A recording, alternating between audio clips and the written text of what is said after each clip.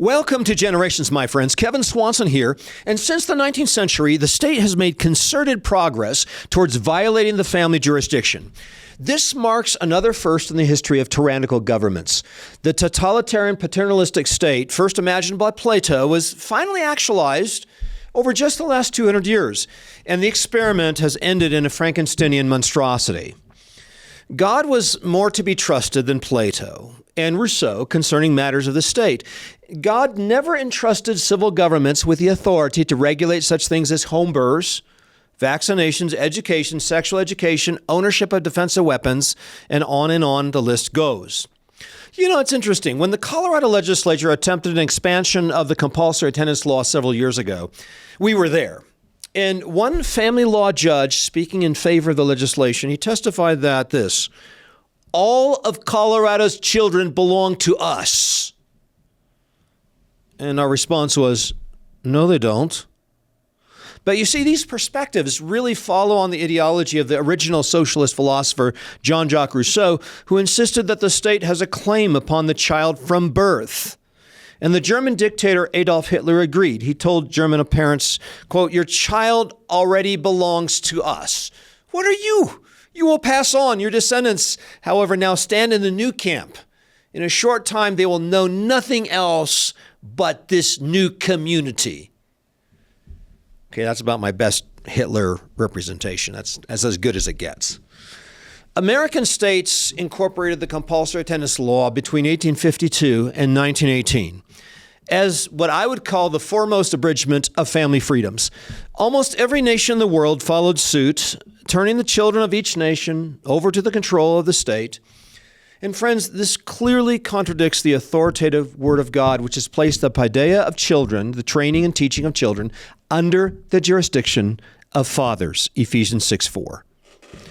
So once again, the rights or liberties of the parent rests in the limitations that God places on the state and the authority that he has given to parents to oversee the physical, emotional, spiritual, social, and intellectual upbringing of their children.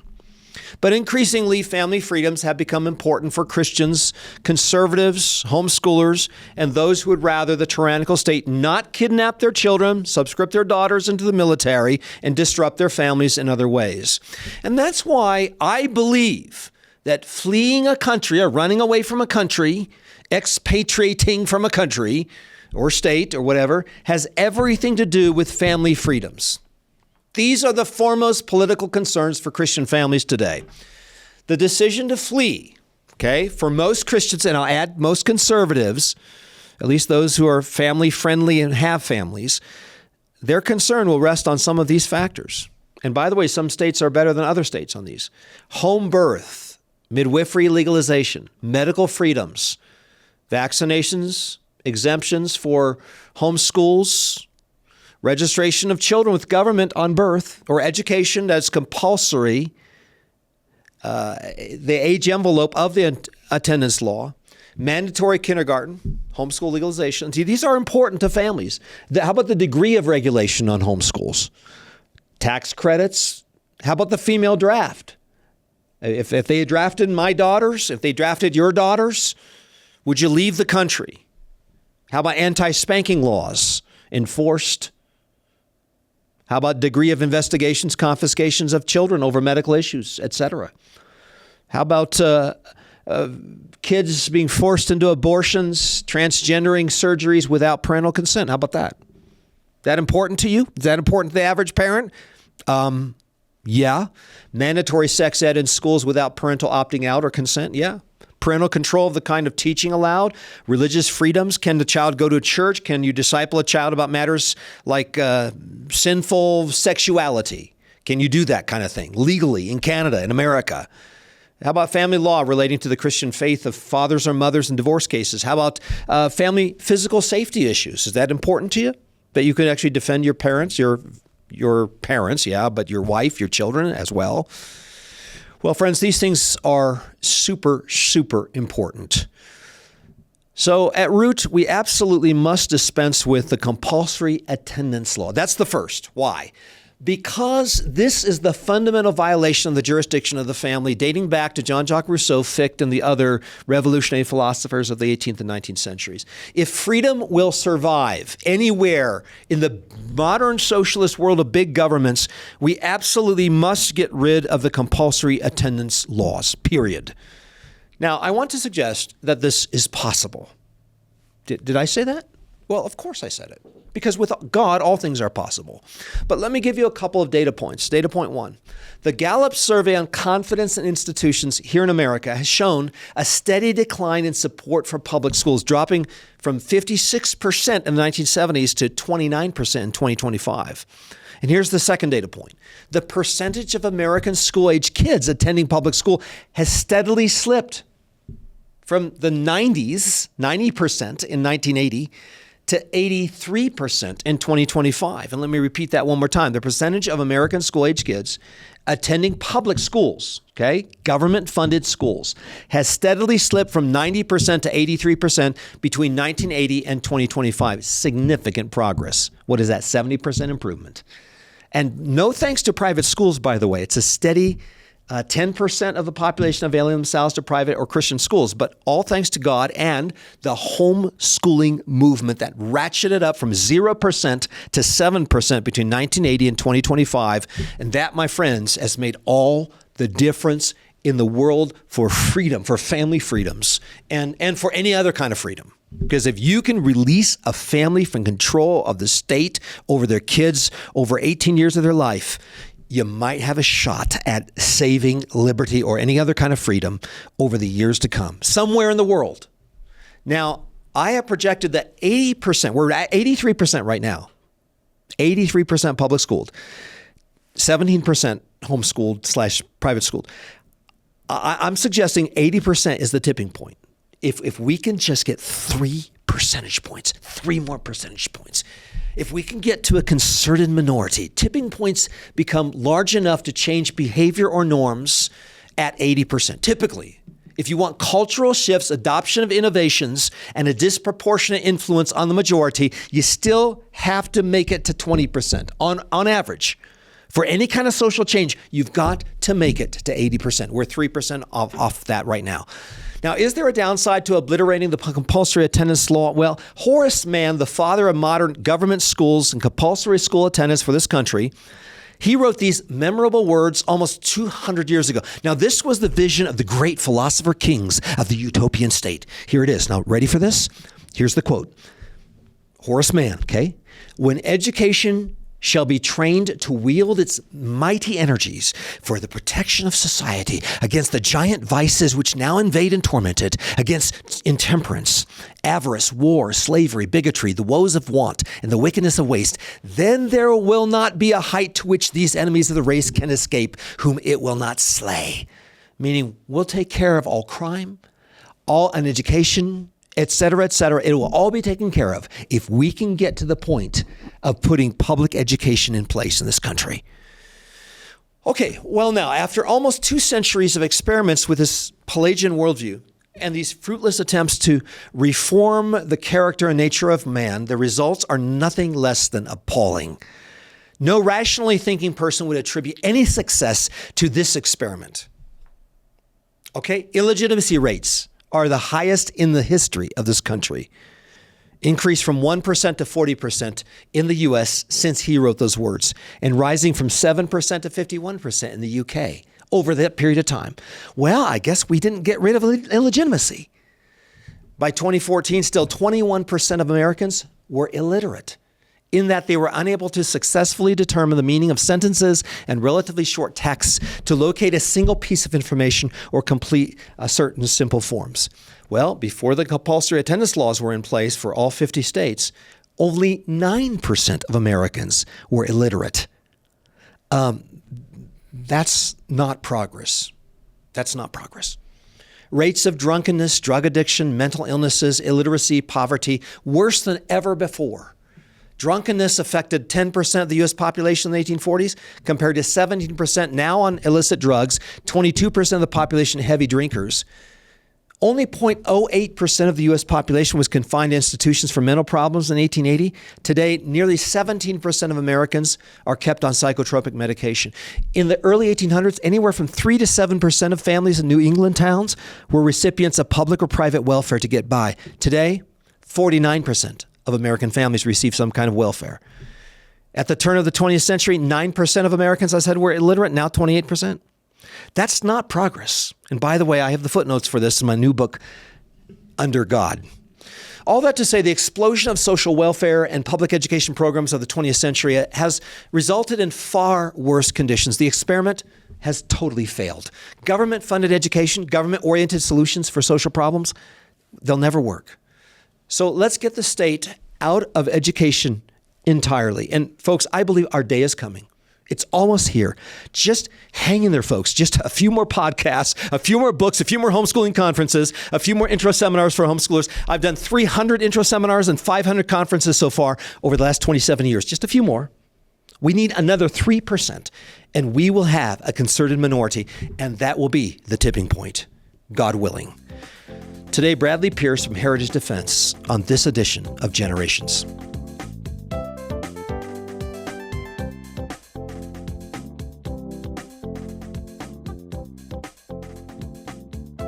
And Bradley Pierce now joins us on the Generations broadcast, no stranger to this program at all. He is vice president for Heritage Defense and also general counsel for the organization. He's been in this for a long time. He's been in the battle for a long time. Bradley, we appreciate what you're doing down there.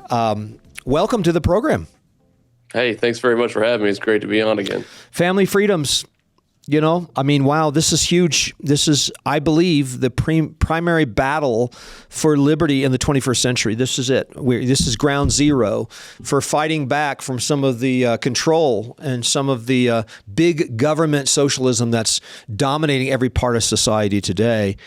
This, to me, is a significant battle. In fact, I think it's the number one battle in this country when it comes to government, when it comes to defending parental rights. And I guess you'd probably agree with that because that's the business you're in.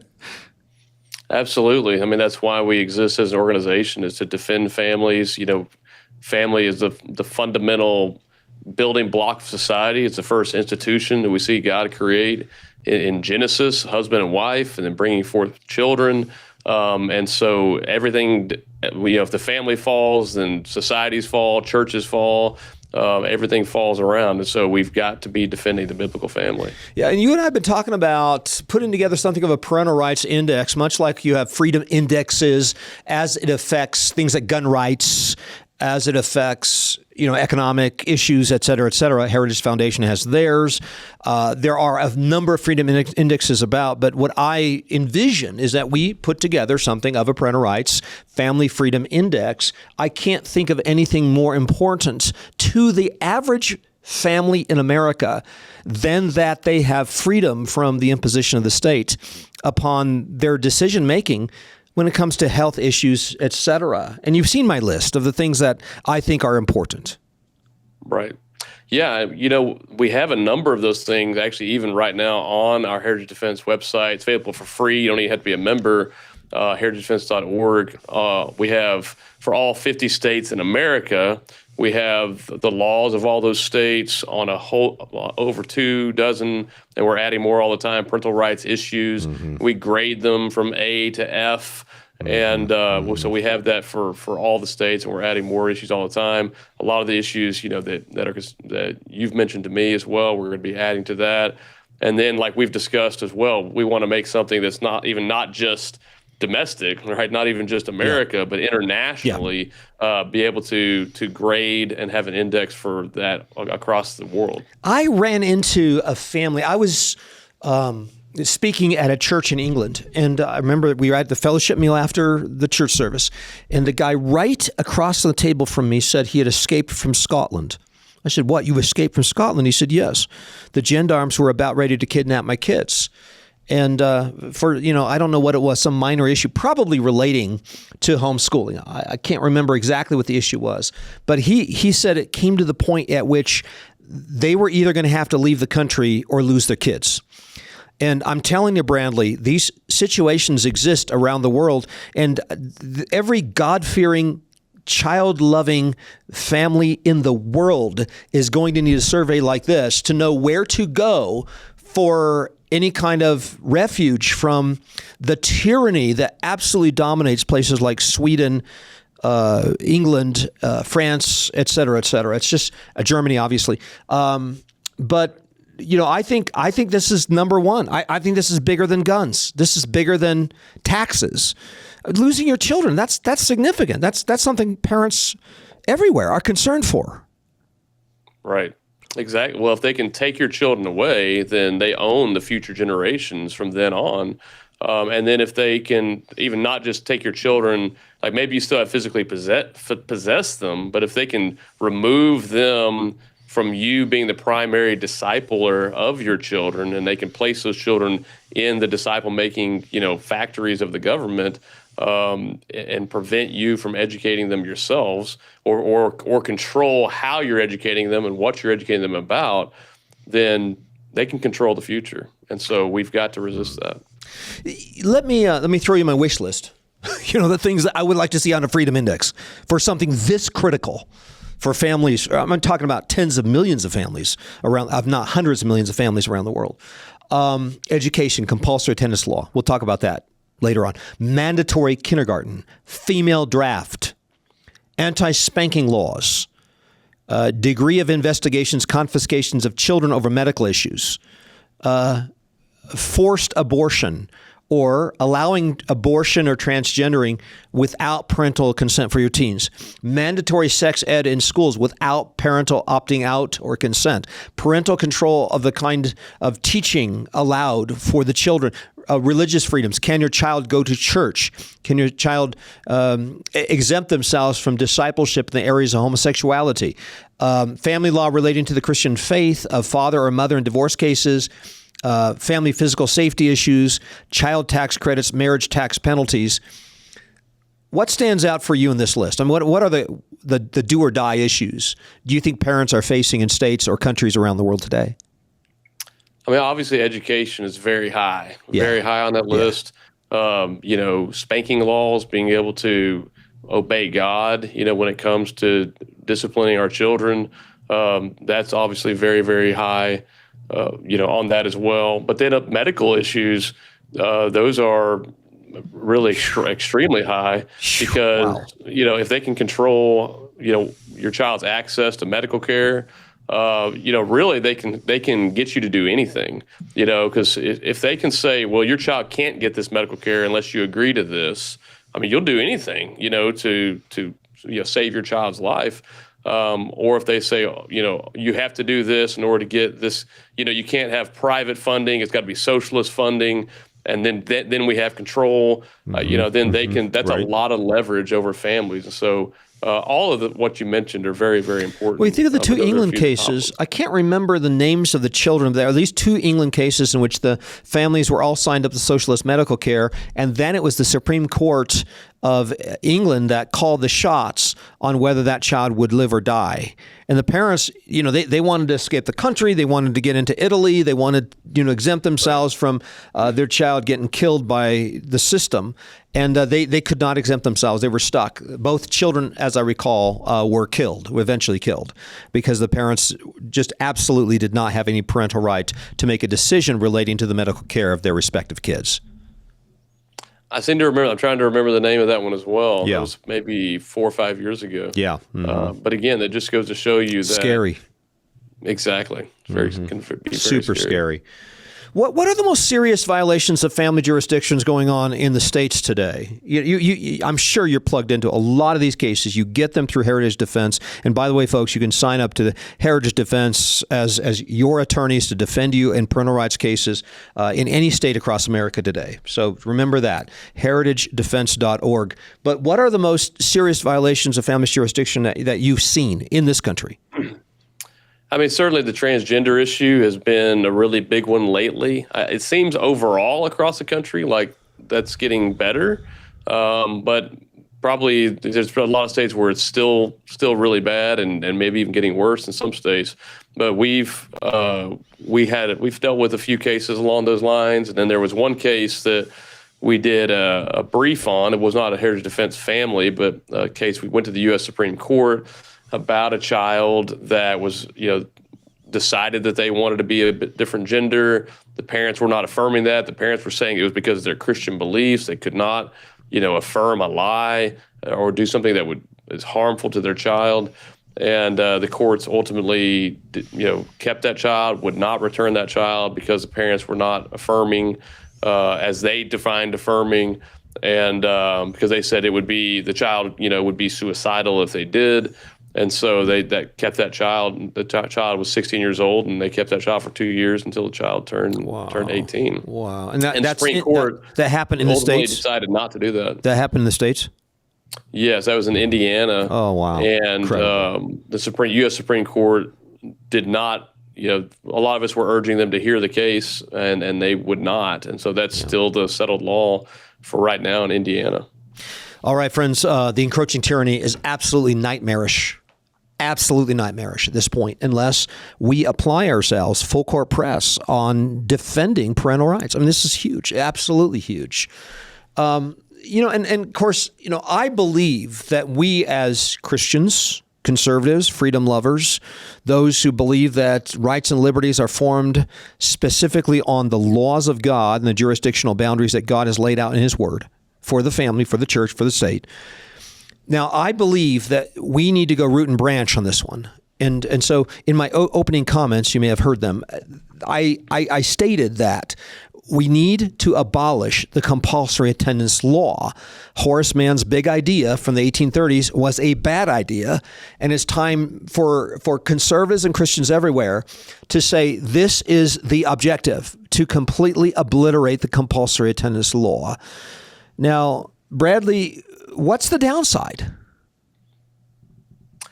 Well, I'm sure the left will trot out all kinds of downside. That children will not be educated, and we'll just get dumber as a society, and all kind of things. All things which are happening right now, even under compulsory education laws. Yeah, they're failing already. I made that point. They're failing already. They already got an F minus. Not sure, where you go from there, right?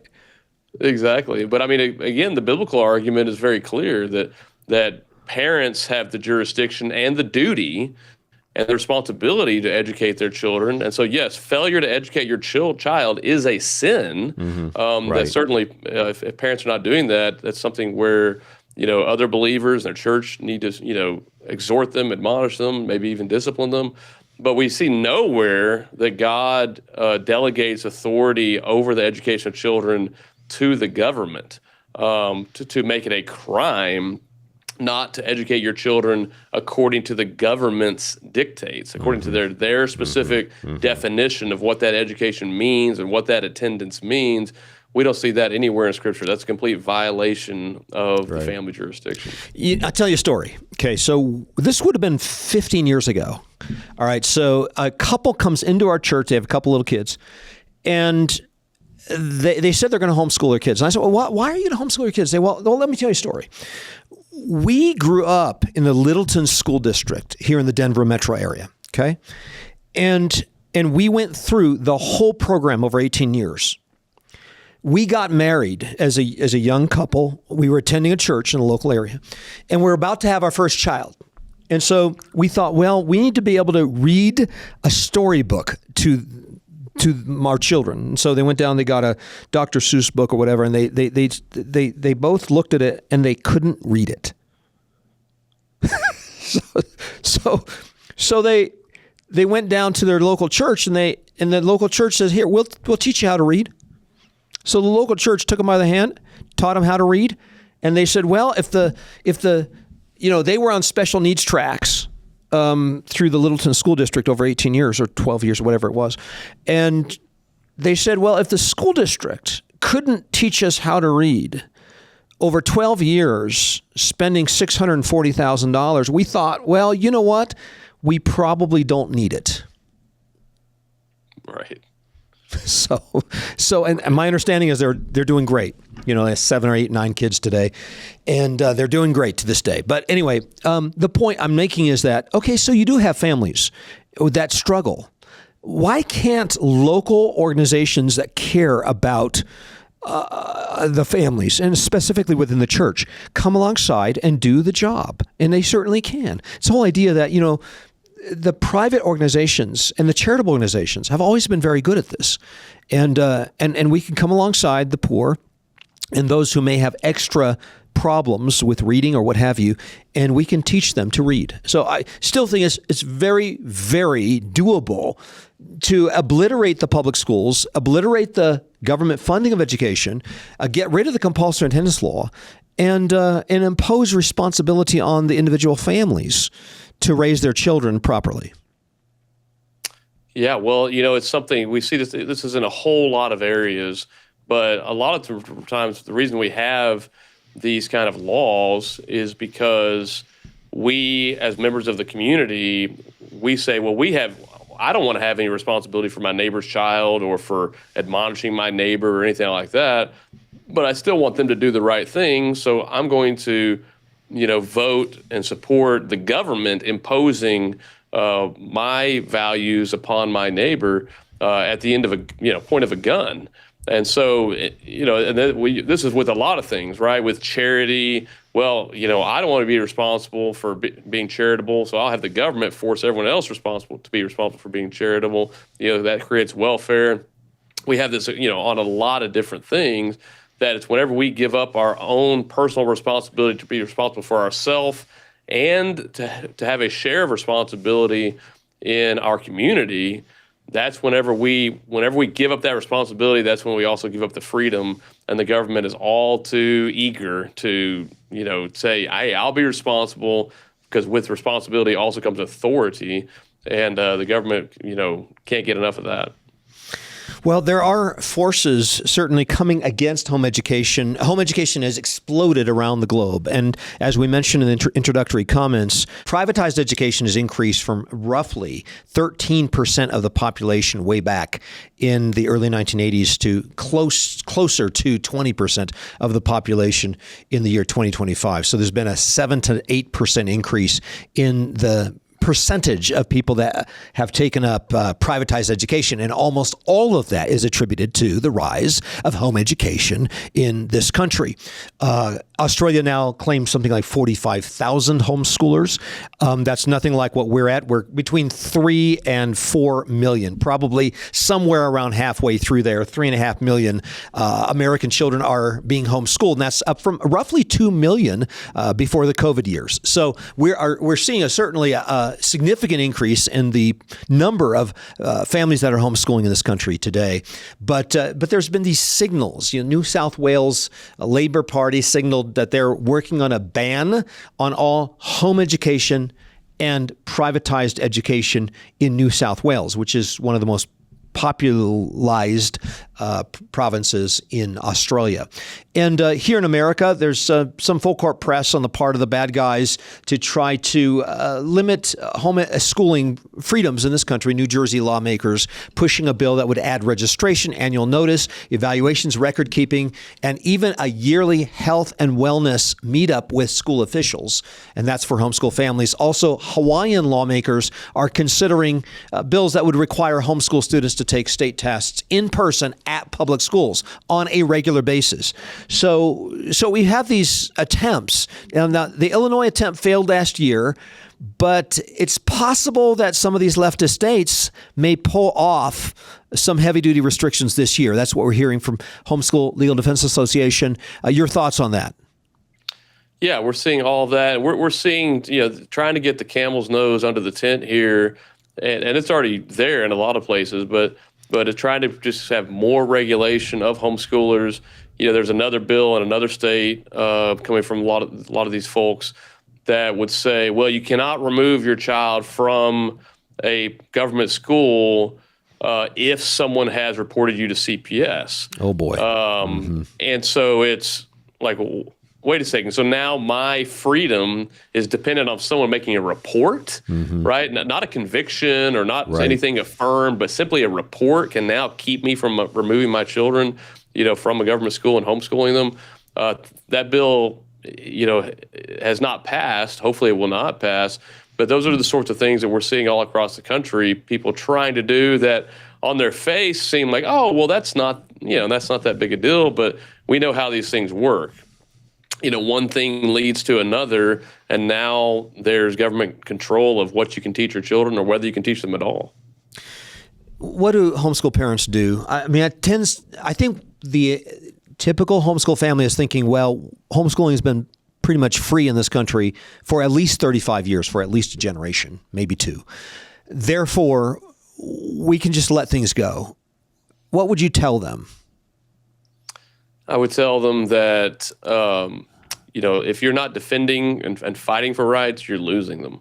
Because there are people fighting to take them away. There are people who want to control you, who want to control your children, and they're fighting. And so you need to be involved with fighting. You need to be associated with groups, who are involved with fighting, helping them, supporting them, getting behind them, leading them where God's called you to that.